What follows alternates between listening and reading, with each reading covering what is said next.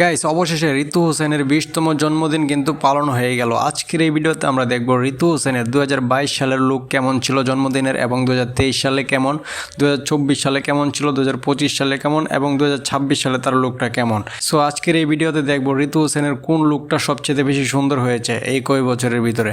So guys, আপনারা অবশ্যই কমেন্টে জানিয়ে দিবেন যে ঋতু হোসেনের কত সালের লুকটা সবচেয়ে বেশি সুন্দর হয়েছে বা কোন ড্রেসটা সবচেয়ে ভালো লেগেছে। তাহলে চলুন ভিডিওটি শুরু করা যাক। তার আগে অবশ্যই কমেন্টে জানিয়ে দেবেন আপনি রাকিব হোসেন টিম থেকে কার ফ্যান।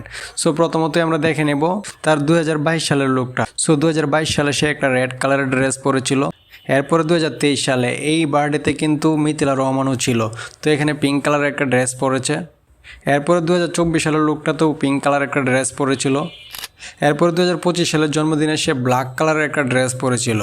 তো এই ড্রেসটা কিন্তু আমার কাছে খুবই ভালো লেগেছিল। তো এইবার 2026 সালে যে ড্রেসটা পরেছে সেই ড্রেসটার ওজন নাকি 7 কেজি। তো এই ড্রেসটা কার কাছে কেমন লেগেছে আমি জানি না, কিন্তু আমার কাছে মোটেও ভালো লাগেনি।